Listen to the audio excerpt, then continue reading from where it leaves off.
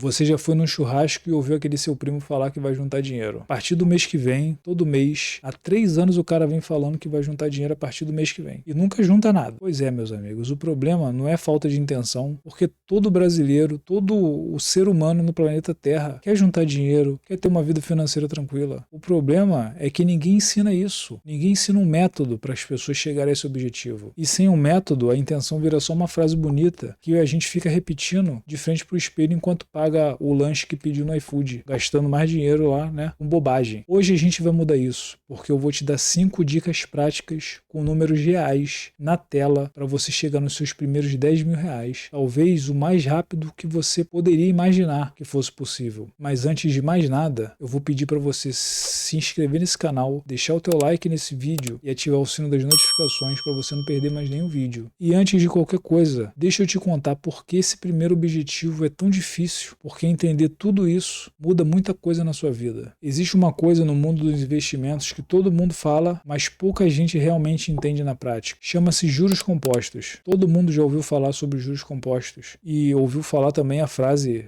né, célebre, atribuída ao Albert Einstein, que os juros compostos são a 8ª maravilha do mundo. Provavelmente isso foi inventado por algum vendedor de alguma coisa por aí, né, para poder vender mais. Mas o conceito dessa frase é verdadeiro. Ele é real e funciona. O problema é que ninguém te conta, meus amigos, a parte chata da história. E qual é a parte chata da história? É que no começo, os juros compostos quase não aparecem na equação. Nos primeiros anos da sua jornada de investimento, cerca de 95% de tudo o que você acumula vem do suor do seu próprio rosto, vem do seu bolso, do seu trabalho, da sua transferência mensal que você faz. Os rendimentos representam uma fatia minúscula do montante total que você tem acumulado. É um negócio praticamente ridículo. Isso significa o quê? Significa que no início, o que mais importa não é onde você investe o seu dinheiro, a ação que você coloca o seu dinheiro, o fundo tal, tesouro tal. Não é isso. O que mais importa no começo é o quanto você consegue guardar, é o volume de dinheiro que você consegue aportar. Porque a bola de neve dos juros compostos só começa a rolar de verdade por volta lá do 11º, 12º, terceiro ano. Mas é claro, né? É claro que você já consegue ver a movimentação dos juros ali pelo 5º ano. Você já consegue ver alguma coisa, né? Um pouquinho maiorzinha ali. Mas de fato, só vai sentir os juros trabalhando a seu favor lá por volta do 10º ano. Aí você vai conseguir ver ele trabalhando de forma consistente. Antes disso, basicamente o que você está fazendo é construir o morro e empurrar essa bola lá para cima do morro, para quando chegar num momento em que essa bola tem uma massa crítica grande, que é o montante total acumulado, aí sim ela possa pegar força, pegar impulso e começar a rolar sozinha. E é exatamente por não entender isso que tanta gente desiste. A pessoa passa 3 meses guardando dinheiro, olha para o extrato na corretora, vê lá que rendeu R$ 47,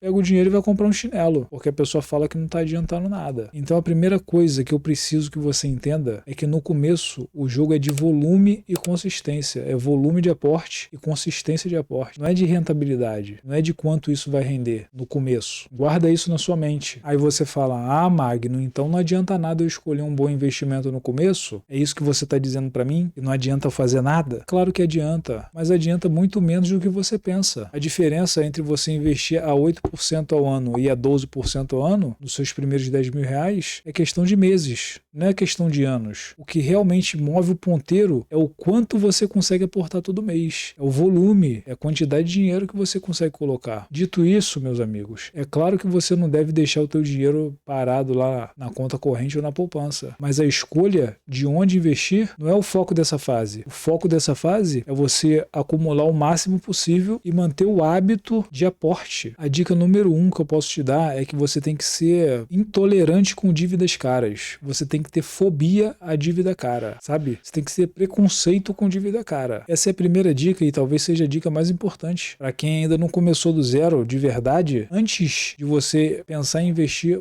que seja 1 centavo, você tem que eliminar suas dívidas caras. E o que é uma dívida cara? Qualquer coisa com juros acima de 12% 15% ao ano. No Brasil, isso inclui cheque especial, que pode chegar a 150% ao ano. Eu não estou falando que é tipo 150%, são 150% ao ano. Cartão de crédito rotativo, algumas modalidades de empréstimo pessoal, financiamento com taxas abusivas, é o que mais existe no Brasil, financiamento com taxa abusiva. Vou pedir para você pensar comigo, se você tem R$500 por mês para você movimentar e você tem uma dívida no cartão rodando a 15% ao mês, não existe investimento no planeta Terra que resolva isso. Você está enchendo um balde que está furado. A lógica é simples, quitar uma dívida a 15% ao mês equivale a um investimento rendendo 15% ao mês. Nenhum fundo, nenhuma ação, nenhuma criptomoeda vai te dar isso de forma consistente. Então a prioridade número 1 que você tem que ter é quitar as dívidas caras. E só depois disso você pensa em investir alguma coisa. E se você ainda não tem noção de como fazer isso, eu vou deixar aqui um vídeo que eu fiz falando sobre como se livrar das dívidas no Brasil. E você vai conseguir fazer isso. E tem também lá, você vai ver o vídeo, você vai ver que tem uma dicas lá que eu falo até que às vezes é melhor você nem pagar a dívida, sabe? Porque tem dívida que é tão absurda que é melhor você nem pagar, porque aí o banco vai tentar negociar com você e aí você paga mais barato. Mas assiste o vídeo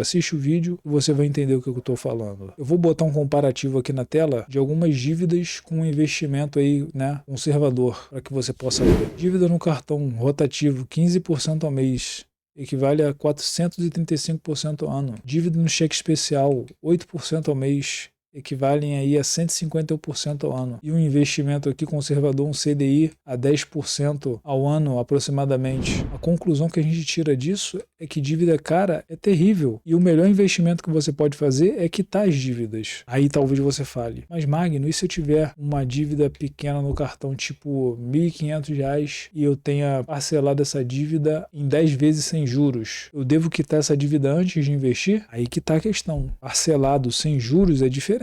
Se não tem juros concorrendo, a coisa muda. Você pode manter as parcelas e começar a investir em paralelo, desde que as parcelas caibam no seu orçamento, sem você precisar passar sufoco. O inimigo é o juro, não a dívida em si. A segunda dica, que na realidade não é nenhuma dica, é uma observação que a gente tem que fazer, é a seguinte: guardar dinheiro e investir são coisas completamente diferentes. Eu sei que isso parece óbvio, mas pelo número de pessoas que ainda deixam dinheiro ou deixam a reserva na conta corrente, por esse número de pessoas que fazem isso, claramente não é óbvio assim. Dinheiro parado em uma conta corrente perde valor todo dia. A inflação é basicamente uma espécie de imposto invisível que o governo cobra de quem não faz nada com dinheiro. E a poupança? Bom, a poupança é melhor do que nada, né? Mas historicamente ela perde ou empata com a inflação. Você está praticamente correndo numa esteira, gastando energia, suando e não está saindo do lugar, deixando dinheiro na poupança. E o mínimo que qualquer pessoa deveria fazer é deixar o dinheiro rendendo acima da inflação. O que hoje em dia, com a quantidade de opções que a gente tem, coisas acessíveis, Tesouro Selic, CDBs de liquidez diária, fundos de investimento imobiliário, não existe desculpa para você deixar o teu dinheiro parado. Agora eu vou botar aqui na tela um número que você precisa ver. É uma simulação de quanto tempo leva para você chegar aos R$10.000. Uma simulação com aportes mensais variados, sem rendimentos e com um rendimento de 10% ao ano. R$150 por mês. Em 5 anos e 7 meses você chega no valor de R$10.000 apenas guardando dinheiro, sem nenhum tipo de rendimento. Agora, com um rendimento de 10% ao ano, você chega nesse valor de R$10.000 em 4 anos e 5 meses. Aportando ali, guardando R$200 por mês, sem nenhum tipo de rendimento, você demora 4 anos e 2 meses. Agora, com rendimento de 10% ao ano, você demora 3 anos e 5 meses. Aportando também R$300, que é o que a maioria das pessoas fazem. Aporte de R$300 por mês. Se você colocar esses R$300 apenas na sua conta corrente, você vai demorar 2 anos e 9 meses para você acumular o valor de R$10.000. Agora, se você colocar em um investimento que te gere 10% ao ano, você demora 2 anos e 5 meses. Aportando R$500, você demora 1 ano e 8 meses sem nenhum tipo de rendimento, e com rendimento de 10% você demora 1 ano e 6 meses. Agora, aportando R$800 ao mês, você demora 1 ano e 1 mês sem nenhum rendimento, e com rendimento de 10 mil você demora 1 ano. E aportando R$1.000 ao mês,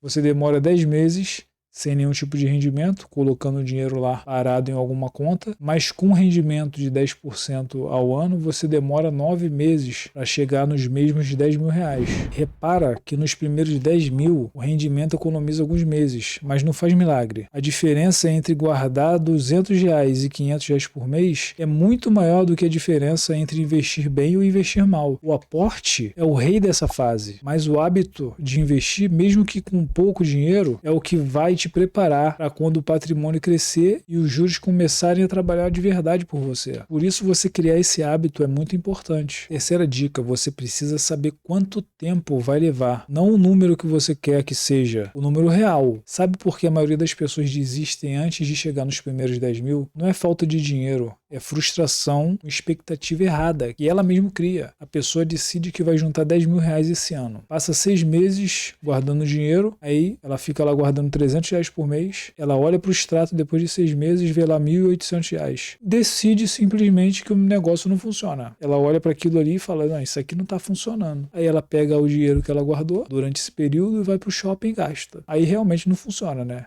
Ela está gastando, realmente não tem como funcionar. O problema não era o plano, era a expectativa que ela criou. Se você guarda 300 reais por mês, você vai chegar aos seus 10 mil reais em aproximadamente 2 anos e meio. Não em um ano, 2 anos e meio, meu amigo. E tá tudo bem. 2 anos e meio é um tempo completamente razoável para você construir a sua primeira base sólida, sua primeira base financeira. Se você guardar 300 reais por mês, a 10% ao ano, em 6 meses você tem 1.850 reais. Em um ano, você tem 3.760 reais. Em um ano e meio, você tem 5.730 reais. Em 2 anos, você tem 7.770. Em 2 anos e 5 meses, você consegue os 10 mil reais. Eu quero que você anote essa data no calendário, coloque um lembrete no seu celular, trata como um compromisso financeiro sério, que é exatamente isso que essa data é. E toda vez que você tiver aquela vontade de pegar o dinheiro e gastar com alguma coisa, alguma gratificação, algum presente para você mesmo, você pega, abre lá o calendário, abre lá o seu celular, olha para essa data e se pergunta, vale a pena eu trocar 2 meses a mais, 5 meses a mais por esse presente? Se eu comprar isso aqui eu vou demorar mais, sei lá, 8 meses para poder chegar nos meus 10 mil reais. Será que isso vale a pena? Se pergunta. Tem que fazer essa pergunta para você. Porque às vezes vale a pena. E se valer a pena, você vai lá e faz o que você acha que seja necessário. Porque pelo menos você não vai estar tomando uma decisão inconsciente, nem de forma impulsiva. Você vai saber exatamente o que você está fazendo. Ai, Magno, mas isso no meio do caminho aconteceu uma emergência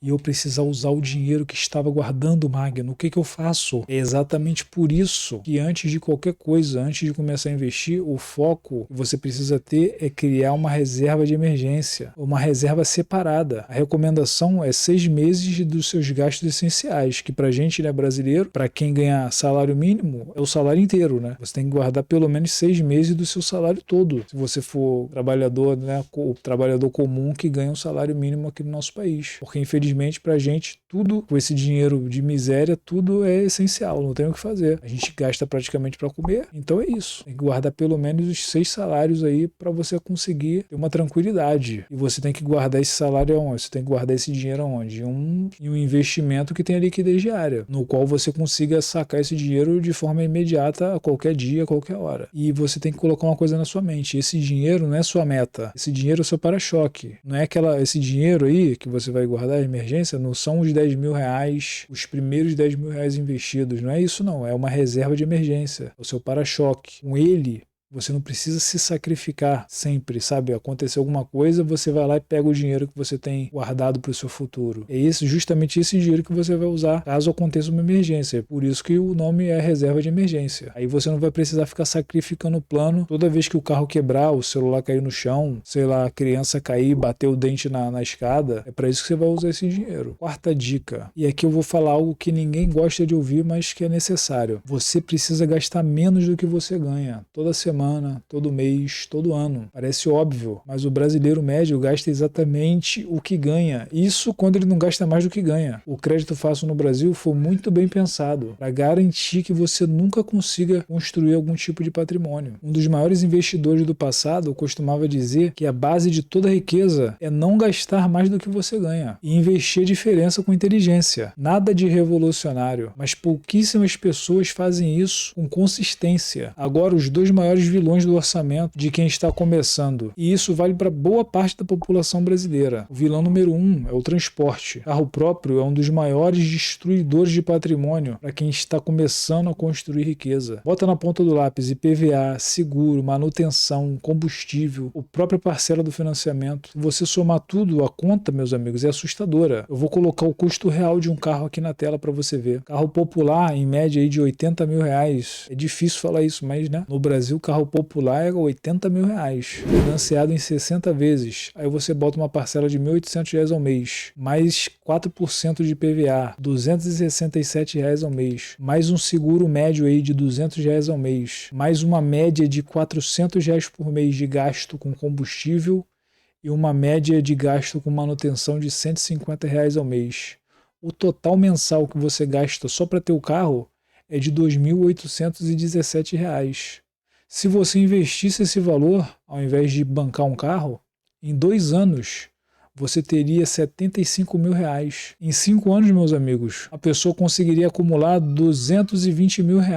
Eu não estou dizendo que você nunca pode ter um carro. Eu estou dizendo que na fase de construção dos seus primeiros R$ 10 mil, R$ 20 mil, R$ 50 mil, vale muito mais a pena pensar se esse custo é realmente necessário nesse momento. Vilão número 2, a moradia. O aluguel de um apartamento, além do que você pode pagar, é um outro caminho certo para você nunca conseguir juntar um dinheiro. A regra geral de moradia é você não passar de 30% da sua renda líquida. Se você está passando de 30%, alguma coisa precisa mudar. Seja você mudar de apartamento, mudar de casa, mudar de bairro, ou arrumar algum colega para dividir ali o aluguel com você, ou então, o que é o mais recomendável, né? Você aumentar a sua renda. Frugalidade inteligente não é sobre sofrimento, é sobre escolher onde você quer que o seu dinheiro trabalhe. Você quer que ele trabalhe no seu patrimônio ou no patrimônio de outras pessoas? Ai, Magno, mas como eu faço para controlar meu orçamento sem enlouquecer? Planilhas, aplicativos, o que eu uso, Magno? Usa o método que você realmente vai usar. Se você vai abrir uma planilha só uma vez e nunca mais, planilha não serve para você. Tem aplicativos de celular que você pode usar, ou até mesmo o bom e velho papel e caneta. O segredo não é a ferramenta que você vai escolher para poder controlar, é a consistência, é se você realmente vai usar aquilo. O que eu recomendo é que você use um método mais simples possível. Anota tudo que entra, anota tudo que sai todo mês. Simples, só isso. Sem julgamento. No segundo mês, você vai naturalmente começar a cortar tudo aquilo que não faz sentido. Porque os números na sua frente são brutais. Eles são brutalmente honestos. Não tem como você fugir disso. Você vai ver que você está gastando dinheiro com bobagem e simplesmente vai cortar. Quinta e última dica, e a minha favorita: construa uma renda extra. Você tem que ter uma segunda, uma terceira fonte de renda. Aqui existe uma assimetria que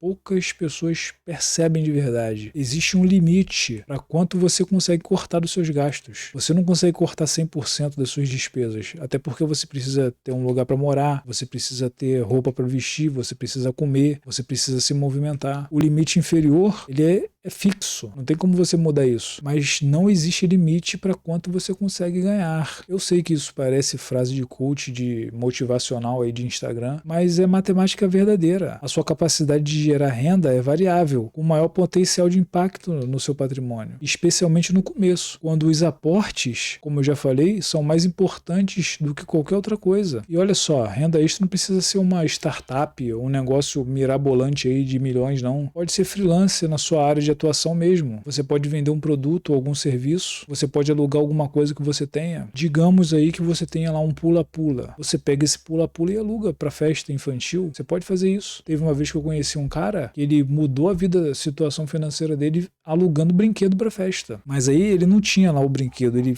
comprou o brinquedo, ele comprou pula-pula, comprou totó. No Rio de Janeiro a gente chama de totó, aquele jogo que tem a vara ali, né, e os bonequinhos ali pendurados ali, você roda e ele bate na bola, é o totó. O cara comprou isso, comprou fliperama, um jogo de luta, um jogo do Mario, entendeu? Botou para alugar, meu amigo, e já era. Todo final de semana o cara ganhava dinheiro com isso. Você pode criar produtos digitais, e-books, mentorias, cursos, você pode dar aulas particulares. Digamos que você seja um professor de inglês, você pode fazer um canal no YouTube ensinando as pessoas a aprender inglês, ou pode dar aulas particulares, ou se você sabe tocar algum instrumento musical, você faz um canal no YouTube ensinando as pessoas a aprenderem a tocar aquele instrumento ali, um violino, um violão, um ukulele, sabe, qualquer coisa. Você faz isso, faz um curso sobre isso e vende. Não tem nada de espetacular nisso. E é uma forma de você conseguir uma renda extra que vai ficar ali te rendendo ali por meses, por anos, sem você precisar toda hora ficar fazendo coisas recorrentes. E a regra de ouro, meus amigos, da renda extra, 100% de tudo o que você gerar de renda extra vai direto para os investimentos. Não é para aumentar o seu padrão de vida, não é para comemorar com o jantar caro, para investimento. Eu vou colocar aqui na tela a transformação que uma renda extra pode fazer na sua jornada até os 10 mil reais. O cenário base de 300 reais investidos ao mês, uma taxa de 10% ao ano. A meta é atingida em 2 anos e 5 meses. Com uma renda extra de 200 reais ao mês a mais, ou seja, um total de 500 reais ao mês, a meta é atingida em 1 ano e 6 meses. Com 500 reais ao mês de renda extra investida, dando um total de 800 reais ao mês, a meta é atingida em 1 ano e 1 mês. Uma renda extra de 200 reais por mês pode cortar quase 1 ano do seu caminho até os 10 mil reais. Mas Magno, isso eu já trabalho, eu não tenho tempo para ficar fazendo renda extra, Magno. Como é que eu faço? Eu entendo. Eu vou ser bem honesto com você. Se você realmente não tem tempo, então o foco tem que ser cortar o gasto. Mas antes de concluir qualquer coisa, antes de concluir que você realmente não tem tempo para fazer uma renda extra, vale você se fazer uma pergunta. Quanto tempo você gasta em rede social? Eu não estou te criticando, eu estou apenas fazendo uma pergunta. Porque se você passa 2 horas por dia em redes sociais, são 14 horas por semana. É tempo suficiente para você desenvolver